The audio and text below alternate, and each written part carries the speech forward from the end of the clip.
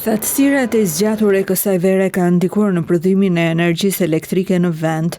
Temperaturat e larta kanë bërë që konsumi i energjisë elektrike të pësojë rritje, nxitur edhe nga përdorimi i kondicionerëve jo vetëm nga konsumatorët familjar, por edhe në biznese. Nisur nga kjo, korporata elektroenergjetike shqiptare është detyruar që të blejë energji elektrike për të plotësuar nevojat në vend. Në bazë të procedurës u publikuar nga ky institucion, rezulton se për periudhën 23 deri në 29 qershor është blerë energji elektrike në vlerën e 9 milionë eurove, ndërkohë që në 6 muaj rezulton se korporata elektroenergjetike shqiptare ka blerë mbi 57 milionë euro energji elektrike për të plotësuar nevojat për konsum. Për të ulur varësinë nga prodhimi i energjisë hidro, tashmë fokusi është vendosur në prodhimin e energjisë elektrike nga dielli.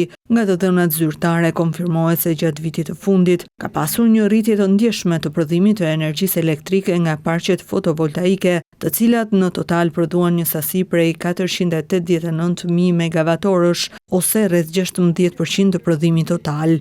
Pavarësisht se mungesa e rreshjeve të shiut ka ndikuar në prodhimin e energjisë në vend, treguesit e sektorit energjetik mbeten optimist. Sipas statistikave të Entit Rregullator të Energjisë, niveli i humbjeve në rrjetin e shpërndarjes për vitin 2024 rezultoi 17.93%.